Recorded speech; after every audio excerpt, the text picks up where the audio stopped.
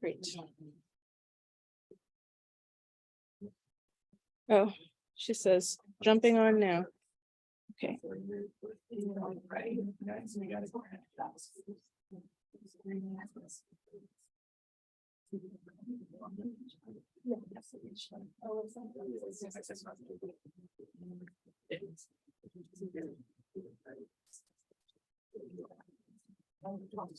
Sorry, I'm going to be over your shoulder.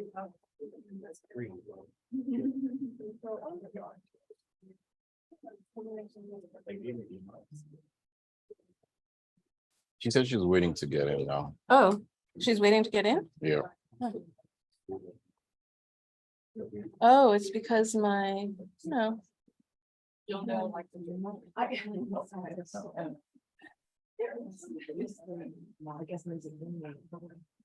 I wonder, Maybe she has the older link, perhaps. I'll try. Did I send her the wrong link? I'm not But sure. she's using the same one I sent to Ikechukwu. Oh, there we go. Oh,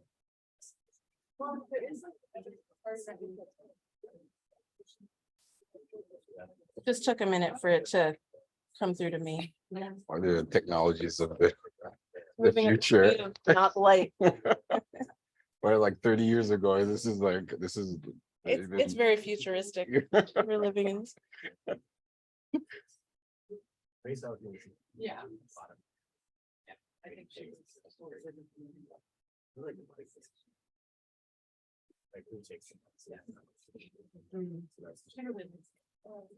okay.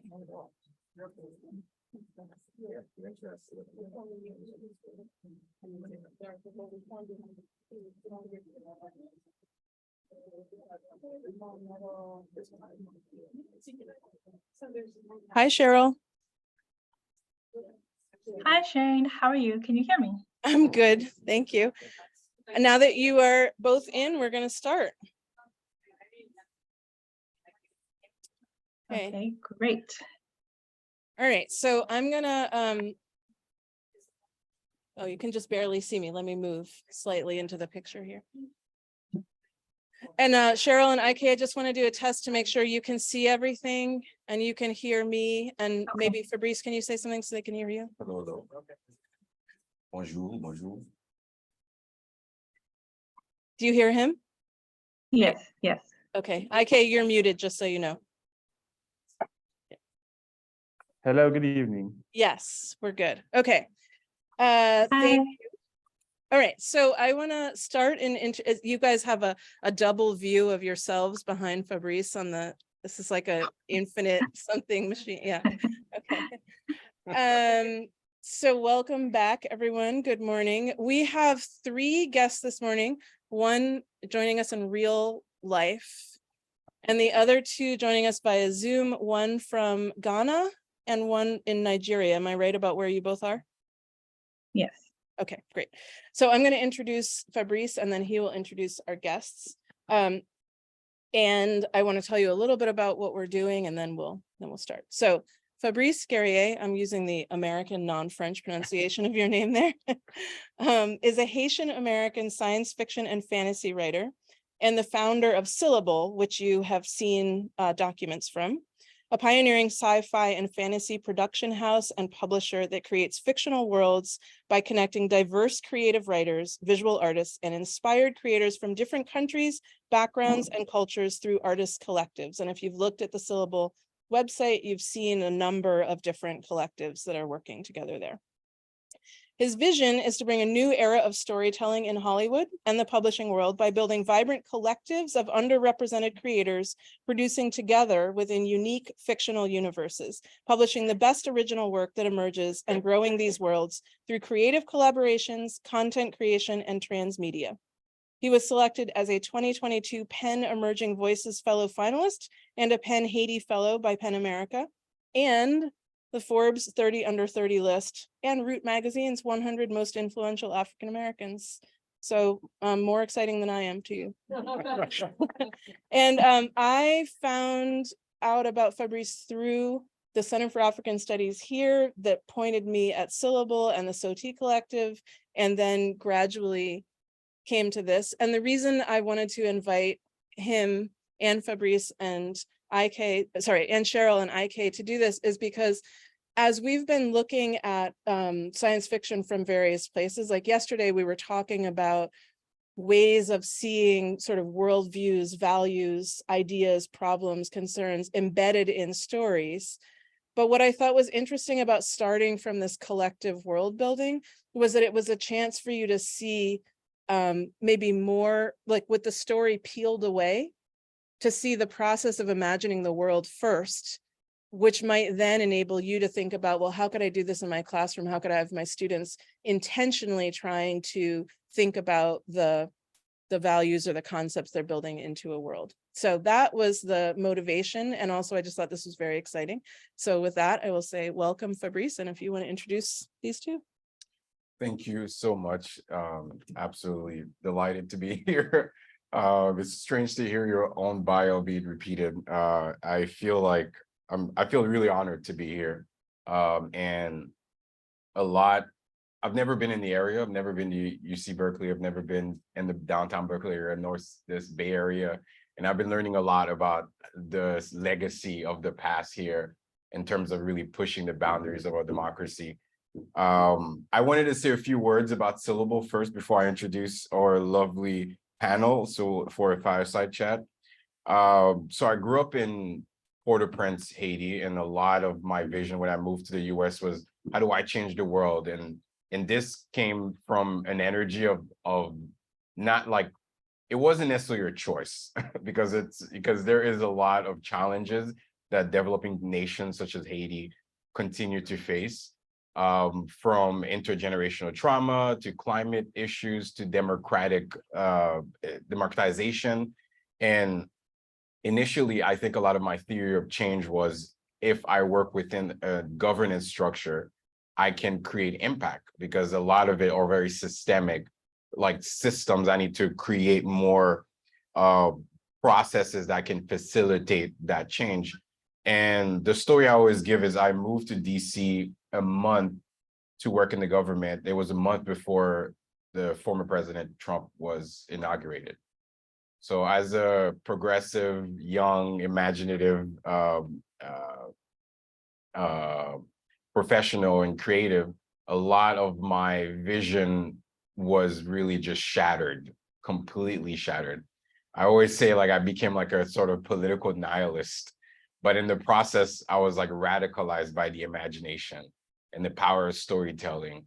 And really, I think Syllble was started in that environment in DC, in my apartment, where I really wanted to take things into my own hands, because I sort of lost my belief in the tremendous power of this democratic experiment, which I know it's an experiment, which I know that we have to push back and we have to work. And I think what's even more critical is the education aspect as well, too, which I'm so grateful to be part of you all and to learn from you. Because I think as I'm seeing the work of Syllble evolve, it's really seeing that the imagination is a template for, like, there is no wrong answer in the imagination, but there are challenges, and it's the challenge of synthesizing ideas together. And I think that's an incredible skill that our society doesn't really prioritize. And I think for a healthy, vibrant, like engaging individual is the lifeblood of a democracy. And unfortunately, those priorities are not there. So a lot of Syllable was started to tap into the global vision of different marginalized groups and bring them together to imagine new worlds, that new worlds can exist. That I think the problem of our time is a problem of vision. And I think we like the vision to see beyond what's been given to us. And I think we're in a new state in our planet. And I got to read some of your response from the questionnaire, and I feel it deeply. The environmental challenges, the hopelessness, the meaning crisis that's happening, the sense of like not being able to do something. I think the imagination is so important in that process. And I think a lot of what we're doing at Syllble is providing a new way for writers and creatives to connect and to meet and to see each other. and create something that people in the broader population in the world can engage. So we're kind of really challenging the classical view of writing. And I believe my intuitions would tell me that in an educational space, something like collaborative world building has tremendous power to bring interdisciplinary approaches to that imaginative landscape.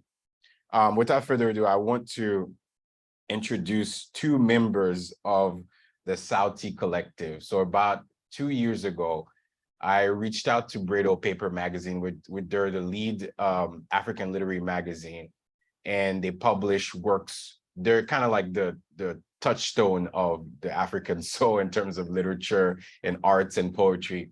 And we brought on Wole Talabi, who is a Nigerian science fiction and fantasy author. And then we started kind of imagining, how could we bring together 10 science fiction and fantasy writers to go through sort of this collaborative world building process that began in DC in my apartment, where really challenging the way that writers have to stay by themselves. And from that came the Sauúti Collective. So first I want to introduce Cheryl Ntumy. He's a Ghanaian writer of short fiction and novels, of speculative fiction, young adult fiction, and romance. Her work has appeared in Fire Literary Magazine, Apex Magazine, Will This Be a Problem, in Botswana Women Write, among others. She is part of the Sauúti Verse Collective and a member of the Peltlo Literary Arts, an organization that develops and promotes creative writing in Botswana. Ikechukwu Nwaogu is a writer and editor from Nigeria whose work typically interrogates the self as a product of experiences and tries to unravel the causes of biases and discrimination in the lives of his characters. Born to parents who fought and survived the Nigerian Civil War, he believes we're all capable of greatness, if only we are willing to not let our biases and prejudice hold us back. His writing has been published in numerous places, and when he's not writing, he's reading or thinking of what to write next. Without further ado, welcome Ik, welcome Cheryl. I'm excited to... Thank you very much, Hi. Fabrice. Thank you for that very much. introduction. Good morning, everyone. It's an honor to be here. Yeah, thank you so much. I'm excited to celebrate the Sauúti Collective, celebrate your work, celebrate your creativity, and have a conversation about the process. So tell us a little bit about how was it growing up, and what was sort of the role of writing, like writing by yourself, or what was that process for you growing up within your culture, and how did you see writing and storytelling? Whoever wants to go first. Cheryl, go first. All right. Ladies. Well, I think for me, it was, stories have always been a big part of my life. From a young age, my parents would tell me stories. Both my parents are teachers. So I was always kind of surrounded by books and just, immersed in stories from a really young age. And so I always kind of, it was just how I saw the world, I guess. That's just how I learned how to understand the world, how to make sense of the world through stories. And because there were so many teachers in my life, not just my parents, but my parents' friends, it was always just, there were so many books in the house all the time. And, we would have like stacks of English books and like English literature books. We would have African writers series. We would have junior African writers series. And so I just really grew up kind of devouring all these stories, and it became my way of expressing myself, really. I was always trying to come up with story ideas, or just, an idea would come into my head and I would just scribble it down somewhere. It was always very clear to me that this was something magical and wonderful. It was not something that was necessarily taken seriously, especially in this part of the world. It was always seen as more of a hobby. But I took it seriously anyway, even if nobody else did. So that's kind of my journey. Thank you. Okay. All right. I'm the youngest of 4 kids. from an early age, I had the books of my elder ones to read. So I was always reading. My parents had this very strong belief in education as one of the surest ways to self-improvement. So there were always books in the house. I was always reading. I was often reading what wasn't meant for me, but it just came to, it was kind of the way I got to see life, because I was always reading. And then I was angling for medicine, actually, and I got into something else. I got into agriculture. And at some point, I just realized I don't want to be doing this. I want to tell stories. And so it was thought of as very weird, because I mean, in my part of the world, it's always, you're either going to be a doctor or a lawyer, or something high, fancy and high sounding, or you're a disgrace to the family, so to speak. But it was something I took seriously, and at some point they tried to dissuade me, and they tried to tell me, oh, look, this is not going to take you anywhere. But somehow I was either convincing enough or stubborn enough. And somehow I just kept on with it, and here we are. Thank you so much. Yeah, I totally hear you. I think when, especially in the humanities, when we're young and we want to go in that route, it's almost as if it doesn't necessarily have like a sort of economic sort of model or pathway. And it's something that comes from the soul. It's something that's so much more profound, and you can't really name it. And I feel like that's so important to, and I was talking to Shane yesterday about like a talk I was listening. We're talking about how humans are not born, but it's like you're created, and you're created through moral, ethical challenges, through imaginative, through learning, through education. It's like the process of being human is a making thing.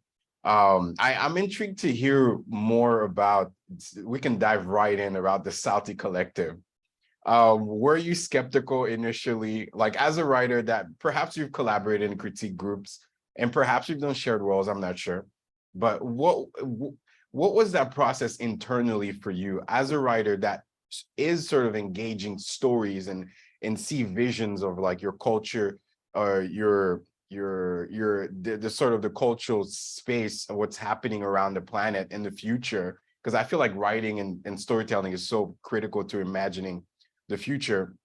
What was happening internally from the moment you joined the Sauúti Collective to now? Like, how have you been changed? What is happening inside inside of you? What has happened by going through this process of collaborative world building and creating characters and working with writers from around the world? Give us an insight. I'm really intrigued to know. Ike, you want to go first? Wait, Ike, I think you're muted. It's a Zoom moment. Sorry, typically for most people who write, writing is a lonely process. Writing is not something you do collaboratively. Nobody really cares if you're writing. All they want to see is, oh, you have written. So for me, it was like a whole reorientation, because I mean, normally when I write, I just write. I don't even discuss work in progress with anyone. So it got to a point where I struggled with it a lot, because I would try to write, and while I'm trying to write, I'm trying to read as well and ask myself, if it were someone else reading this thing, would they say it made sense? And because of how stories are formed generally, because it starts from an idea and then you layer on it till it becomes something more reasonable. So because of that, I struggled a lot. I struggled a lot with my writing. Initially, when I joined them, I struggled a lot with it until I had to sit down and really like change the way I thought about storytelling. That collaborative storytelling is actually possible, because usually writing is a lonely process. It's just something you just do in secret, and then when your story is done, they see the results. But it was like I reformatted my mind to think of the way I write, for me to like be able to come up with the things I've come up with and the ideas and the stories that we've come up with, because it's such a beautiful thing. And it took a shift mentally for me to say, oh, okay, I'm writing this, but I'm not done, but what do you think? And then someone tells me, oh, this is really nice. Can you include this? Usually when I'm writing and I discuss work in progress, what happens most of the time is that you lose interest in it because you feel like it's no longer your original work. It's now like diluted or something. But it got to a point where I could see them as co-creators. Everything I do with them. So it became like, it took a reformatting of my whole thought process. And it got to a point where you're looking at someone else's story, you're seeing elements that you can add in your story, and you don't even think of it as robbery or you're stealing because you guys are doing this thing together. So you're building this entire world together. And it's such a beautiful thing. Honestly, I recommend it. But whoever is going to, sorry? Didn't want to interrupt, but how do you manage like integrating these ideas in this storytelling? I want to get to you, Cheryl, in a second, but like, what was that process of like weaving in those ideas into the story and managing that tension? There was a lot of tension. I had to have I had several talks with Wale. I exchanged several emails with Cheryl here. And for a long time, it felt like I couldn't get it done. It was like a bump in the road I had to get past before the ideas started flowing properly. It was a lot for me. But it's something I don't think I have any regrets. It's such a beautiful thing to be able to create with people who have, similar in a sense, but still different worldviews and be able to work together and create something so absolutely magical. I recommend 100%. Thank you. Yeah. Cheryl, how about you? You're welcome. Yeah, I mean, I second pretty much everything that IK has said. For me, I was really excited to get involved with this because I had done collaborative work, but in a very different way. I had worked on one story with other people, but not like this, not creating an entire world and then developing stories within that world. Certainly not ever on this scale, and also not with people that I didn't know at all. We all kind of brought together this group of people. Most of us didn't know each other. We're all in different places in the world. But I found it really exciting because everybody brings something different to the table. And I find that so enriching because, when you're creating a story on your own, so much of it is you. It's your own ideas, your own worldview. And even if, you consult people and you do research and all that, it's still it's very much your perspective. Whereas with this, there's all these different perspectives that come into it, that come into creating the wider universe. So many things that I would never have thought of myself. So many things that I don't have the ability to think about, because people come with different skill sets as well. I think that's a really interesting thing about our group. You have someone who has a legal background, you have someone who has a musical background, someone who has an arts background, and all those different perspectives and those disciplines come together to make it a really rich and vibrant world. And it gets you thinking about so many different things that you wouldn't have thought of on your own, aspects of the world that you probably might not have explored. You might have just decided, I'm just going to focus on maybe the language because that's what I know, that's my thing. But now, because somebody else comes in who has an arts background, you start thinking, okay, well, what is the art of this world? What is the culture of this world? And it makes it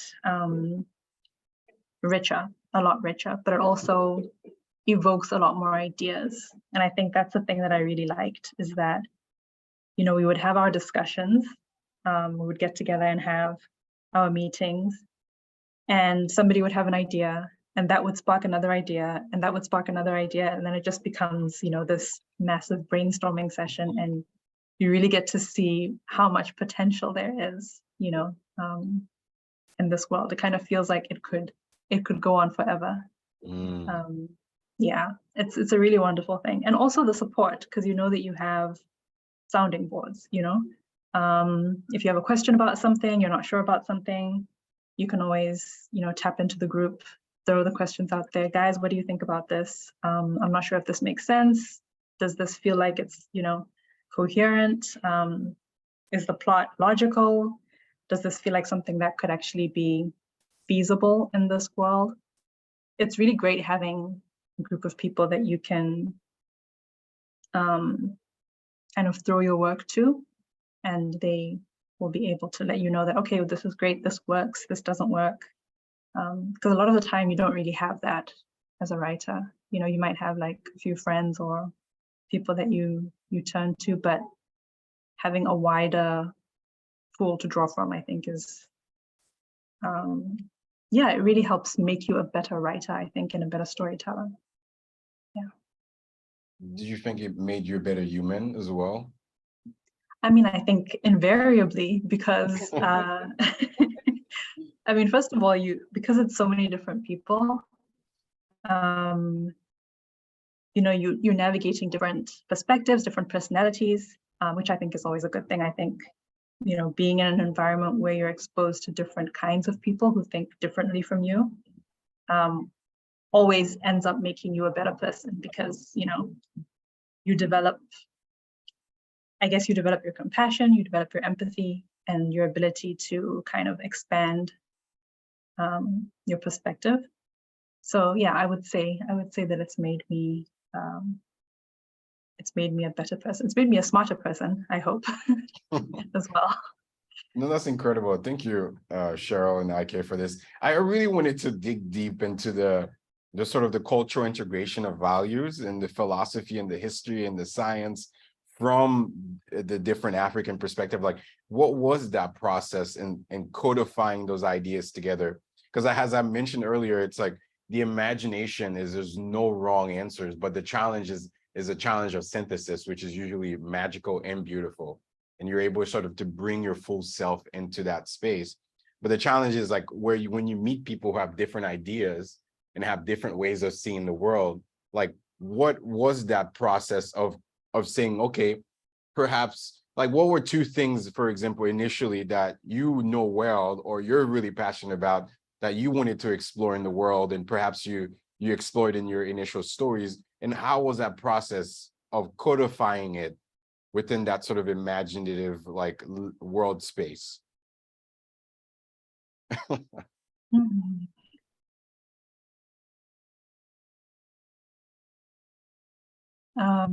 Go first. That's okay.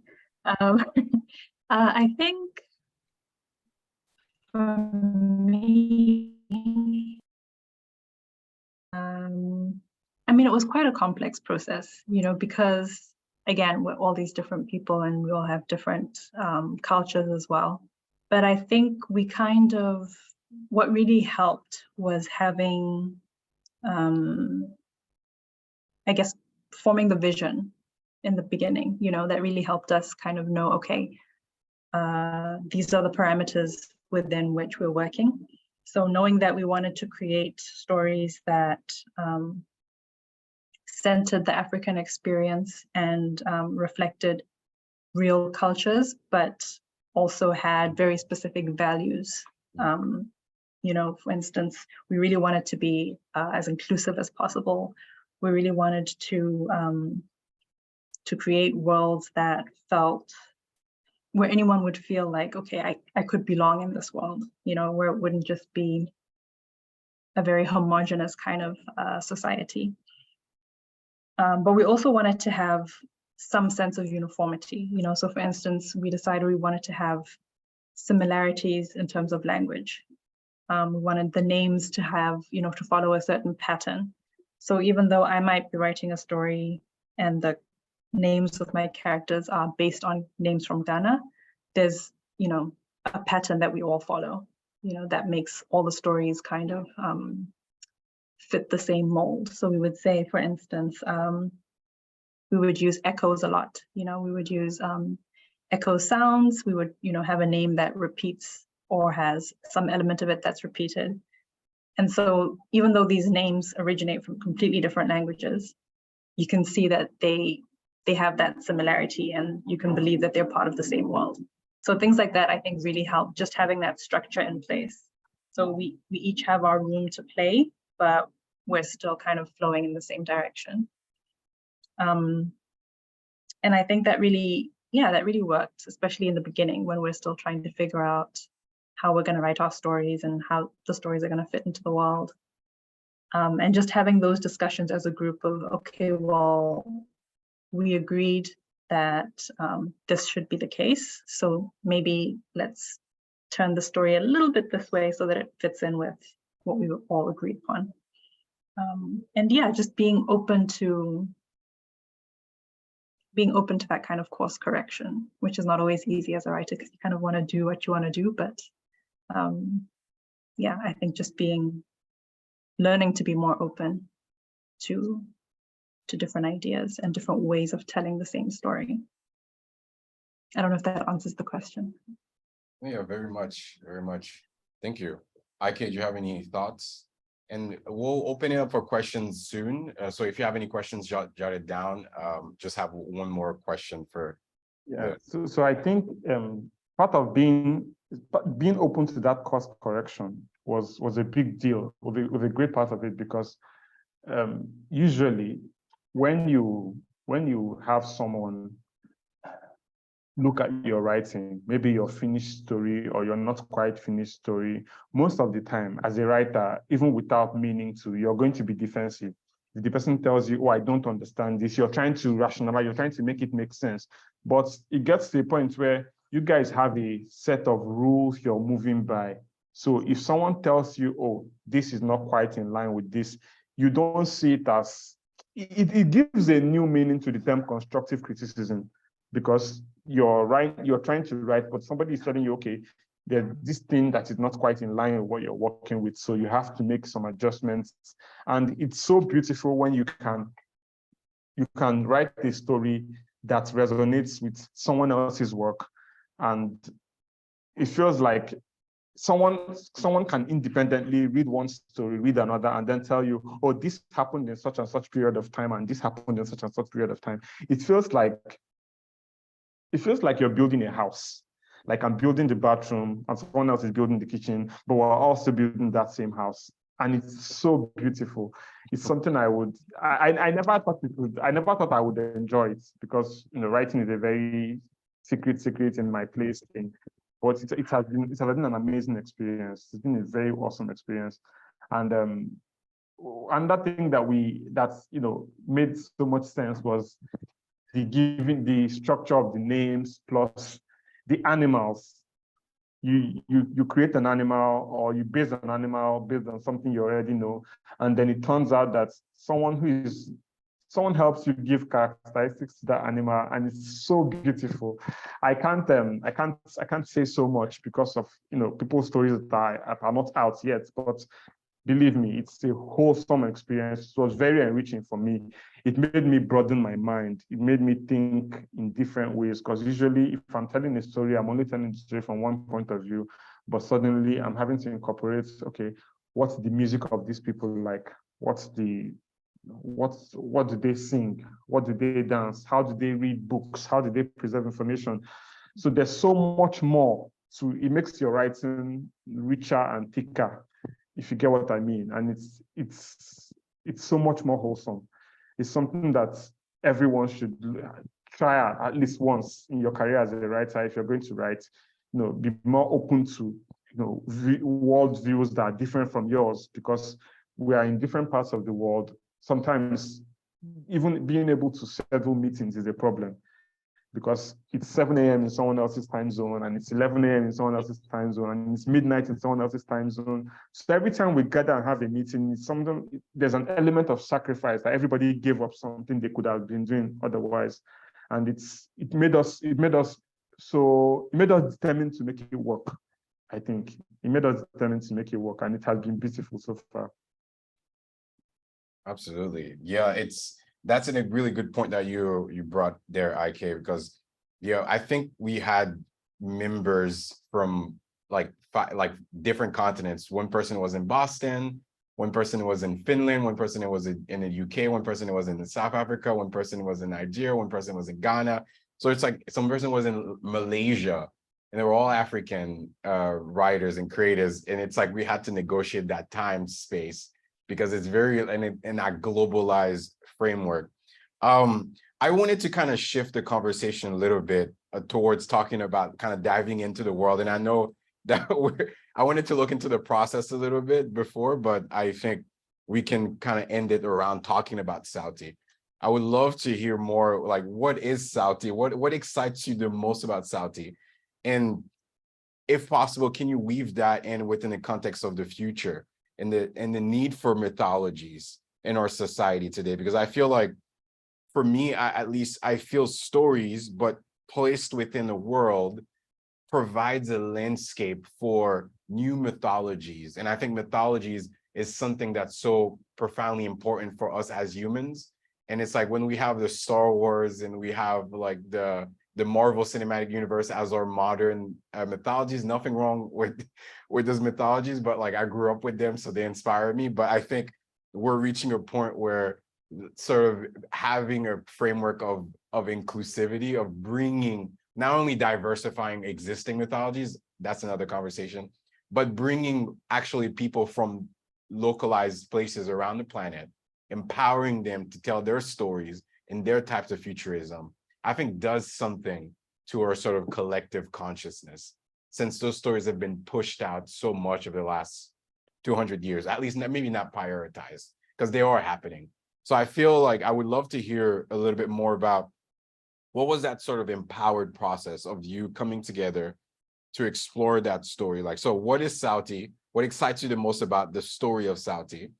And then how does this sort of connect for you with sort of imagining possible futures in the context of like a mythology, a syncretized mythology for the African continent? I know that's a big question, but yeah, I'm really excited to hear your thoughts on those.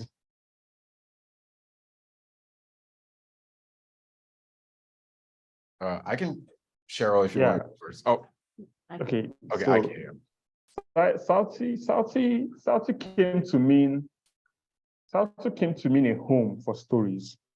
And one of the things about finding a place and calling it home is that there's something for everyone. No one gets there and feels left out. So in the universe we've created, there's a planet that, you know, went too far in some things and suffered the consequences. So even when you're creating, you're able to tell yourself that, okay, so you should be careful because everything you do has real life consequences, and it broadens your range as a human being, it broadens your range as a writer, and it broadens your range as a person.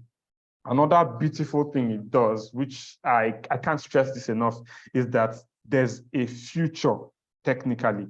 Like, we've created the Sauútiverse, we've written stories in it, but going forward, someone else can just say, oh, go through the world we've created and feel so much at home in it that they want to tell their own individual stories. When you make it a home, like, people can come in there and find something that they can connect to, something that they can relate to.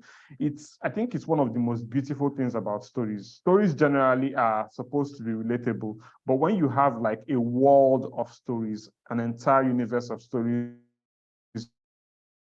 where somebody from Ghana can come in and look at it and say, oh, I feel like something here relates to me.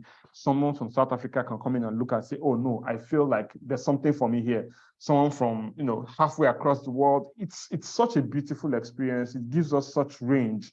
And it's something that it opens doors to infinite possibilities, technically speaking, because you're always going to be willing to stretch. Okay, everybody has written stories about 1, 2, 3 planets. What's going on in this other planet? What's going on here? And it's such an enriching experience. It's such an experience that you sit down at some point. The universe is so massive and at the same time so well structured that I can sit down now and say, okay, everybody has written about stuff. What happened in a time period that nobody else has talked about? And that opens up another door of possibilities. And there's so much writing that can be done, so much storytelling that can be done. And personally, I'm excited to see, like, I am so proud and so humbled at the same time to see the Sauútiverse anthology coming to coming to life. And I am even more excited to think of what people are going to do in the future with Sauúti, because they are going to come and look at my work and look at Cheryl's work and look at Walle's work and say, oh, I feel that I can build something inside here. It's such a beautiful experience. And as an African, and the way we tell our stories and the way we express our worldviews and all the things that make us who we are, I can't stress this enough, right? I feel it has made me more connected because I can find home in someone else's story. I can find home in Cheryl's story. I can find home in Fabrice's writing. I can find home in Walle's story. I can find home in places I've never been. I mean, people from Stephen from South Africa can write stuff and I can be like, oh yes, this relates to me, despite the fact that I've never been to where he's from and he's never had the kind of experiences I've had. But somehow we are still able to, have that same mind space and work in it. So I don't know. I'm not even sure that answers the question. It's mostly tangential, but it is such a beautiful thing that I don't know what else to say, honestly. I wish I could. I wish I could let you all in to really see what we've created, but you just have to wait, right? You just have to wait.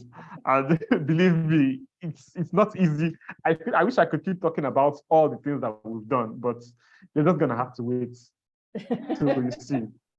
Truly. Ike mentioned there's an anthology that's going to be released through Enjoyed Press, and I believe in August. That they're doing their campaign and their fundraising now, so we'll share the link after later. But Cheryl, it's you. You have the final words before we move into questions. I mean, I think Ike has pretty much said it all. Yeah, I think the most exciting thing about Sauúti, I mean, the word Sauúti means voice, first of all, which I think really kind of exemplifies what the world is, because it gives everyone a voice. It gives everyone the chance to express themselves. But yeah, I agree that the most exciting thing about it is not even, I mean, what we're doing is very exciting, but just the possibilities of how the world can transform and grow. The fact that there's now this playground that exists for African writers. I mean, for me personally, it's just, this is something I would never have imagined as a younger writer, trying to figure out how to make this creative thing work in a world where this is not what you do. This is a thing that you do in your spare time. It's not something that your family is going to encourage you to pursue or anything like that. But at the same time, stories are so important in, I mean, human culture generally, across the board, not just in African society. But I think specifically in our culture, in my culture anyway, storytelling has always been a really communal thing. And I think we kind of lost that a little bit along the way. I think the way that we tend to relate to stories has become so individualized, not just in terms of how we create them, but also how we consume them. You sit in a corner by yourself reading a book. It's very, very different from what our grandparents would do. Storytelling would be a time when the community comes together, and the stories that they would tell would be stories about their community, stories that everyone could participate in, all age groups. And I think what we're doing now kind of brings us back to that. It kind of brings that community spirit back into it. And that's a really powerful thing, because it allows us to, in the same way that it did in the past, kind of, it really enhances that social cohesion, the sense that we are all in this together. So even if we have this massive universe that we're creating that spans millions of years, and you know, you can write stories forevermore in this universe, but at the same time, we're all in it together. And that means that, you know, we're building this together, and whatever comes out of it, it's on all of us, you know, collective responsibility, collective, that sense of, yeah, we really have to work to build something that serves us all, because we're all in the same boat. I think that's a really powerful thing that I have come to realize from being part of this project. So that's the most exciting thing for me, just how it's going to open up and how it's going to allow other people to feel that sense of social cohesion and that sense of, yeah, we're all in this together. We can't just say, oh, that's not my problem, you know? There is no, that's not my problem. It's everybody's problem. It's everybody's world. Yeah. Very beautifully said. That's incredible. Love to open it for questions. Yeah, and I was going to give a little time check. If we want to start the world building thing at 10, is that right? So we have about 15 minutes and then we'll switch. So any questions, especially ones you think might be useful for the whole group, thinking about how you might do something along these lines in your classroom? I know you might be thinking very logistically. Let's talk about that. And then, of course, you'll be in groups with Fabrice, Cheryl, and Ik, so you'll be able to talk to them more. So anyone who wants a question, you need this mic so they can hear you. And Jill, I'm going to give it to you, and then if you can give it to the next person. Hello. Do you have a ideal number of people that it would practically make sense to work with? Like, it seems like it could be limitless, but in kind of practical sense, and thinking of our classes and our students, is there a more reasonable or practical number of people that could be involved in one of these collaborative or shared writing exercises? Cheryl or Ik, do you have any? Did you hear the question and do you have a response? I can repeat the question if you'd like me to. Good. That goes direct. Oh, okay, fantastic. Wonderful.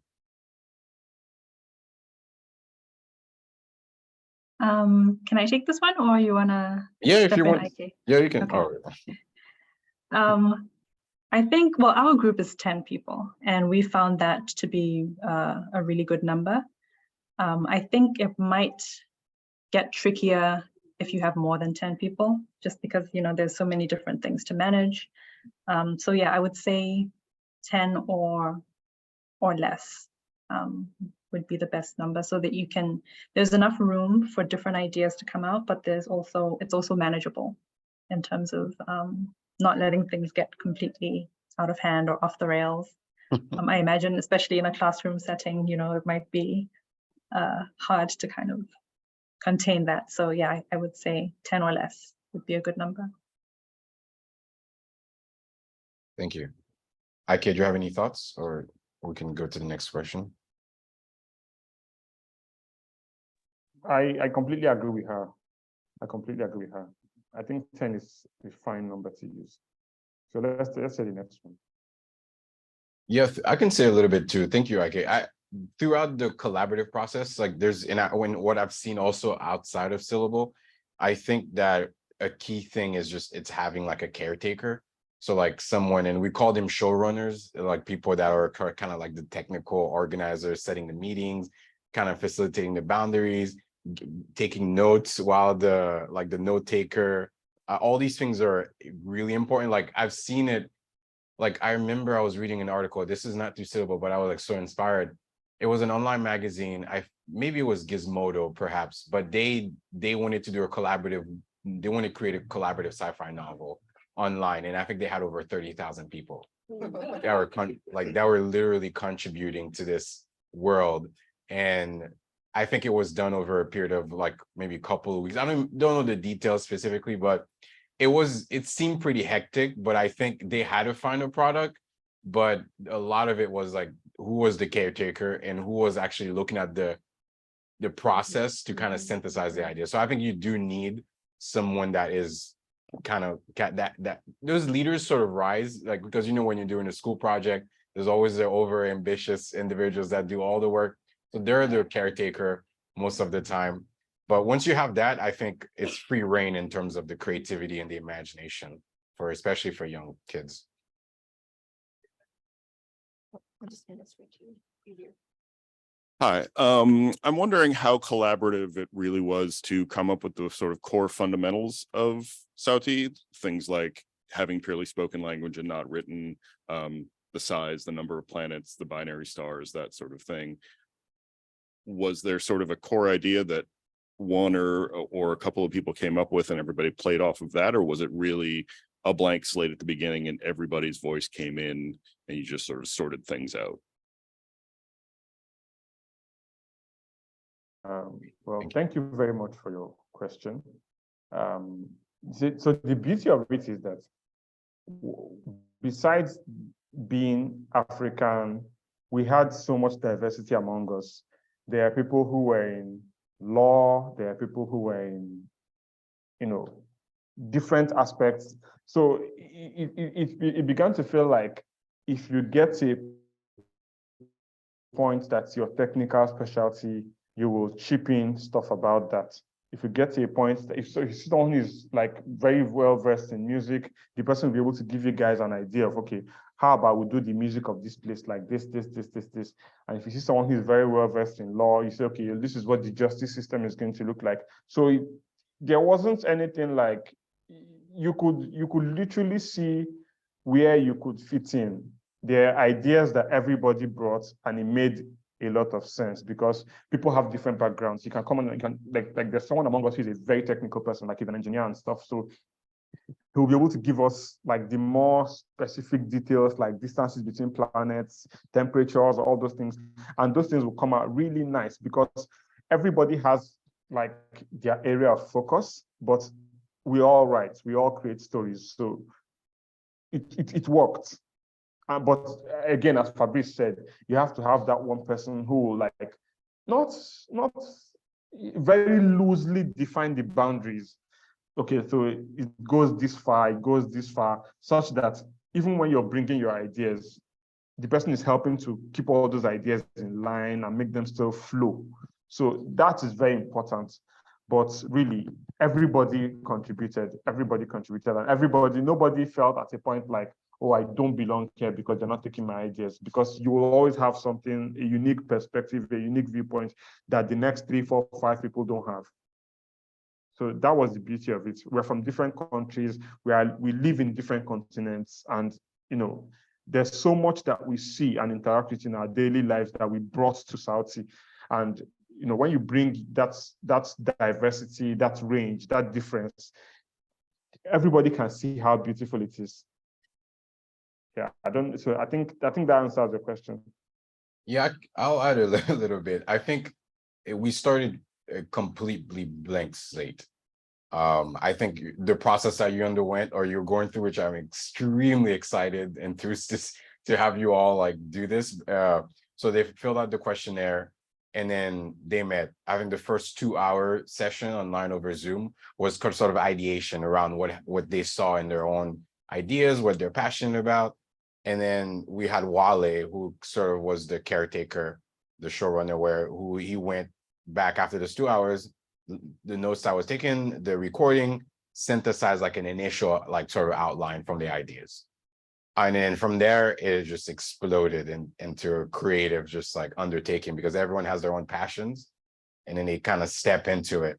But I think a key thing there is also the story Bible, which each table has one, and it's kind of like codifying. It's aligned with the questionnaire as well. So you're kind of discussing and you're kind of meeting at a point of agreement, because so it requires negotiation and conversation to synthesize what do we agree upon as a group. So it's very collective based where they're owning those things. And once you have that ownership of that shared expression, they're able to kind of go in their own thing. So like Cheryl was talking about, someone's in music, they're going to look at the musical aspect. Maybe there's like a musical angle to the world where this planet is focused around this. That's kind of it. So it was a complete blank slate. So Well, I mean, and also not too, but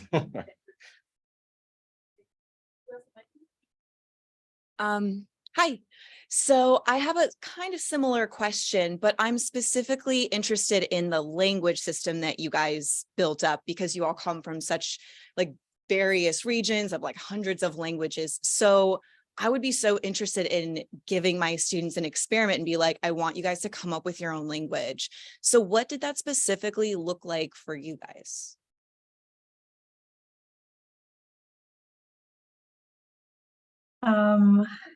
Can I step in here? yeah. Okay. I'm very excited about the language part of it because I found that very, very cool, the way that that happened. So the main thing is that we had someone in the group who's a linguist basically, and really has the ability to kind of say, okay, well, language systems work like this, and things that we wouldn't normally have, the rest of us wouldn't normally have thought about. So we knew that we wanted to have these overarching elements in place, and we wanted it to feel like authentic African cultures. But then we also knew that, well, okay, we don't want to have one culture feel more dominant than another. So how do we kind of bring in all these different things together? And he advised us that, okay, well, we need to have certain elements in place that will be sort of markers, identifiers, that straight away that, okay, this is a Sauti story because all the things have this in common.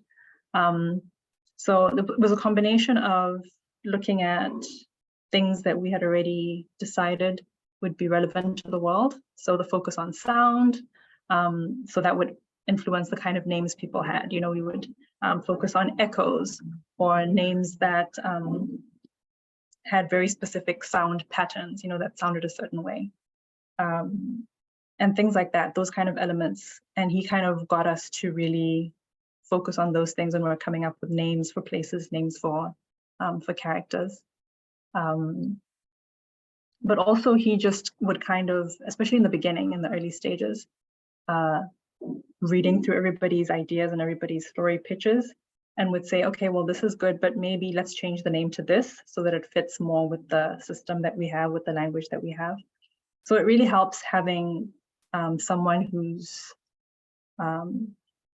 has, a background in that particular area, so that they can kind of guide everybody else and say, okay, well, yeah, that works, but maybe let's do this. Maybe let's just change it in that way so that it makes more sense.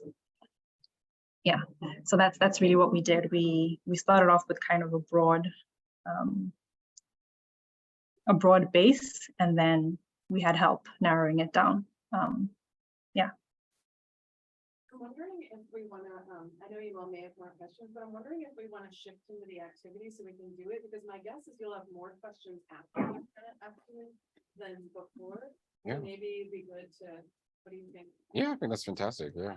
Yeah. Thank you, Cheryl and Ike, for this. This is great.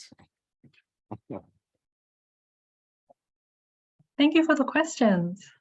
Thank you. Another question. So I think maybe maybe the thing to do now would be, Cheryl, do you want to explain how you divided the groups Do you a wanna little? pause the recording, or I don't. Oh yeah, that's Sorry. a good idea. Thank you.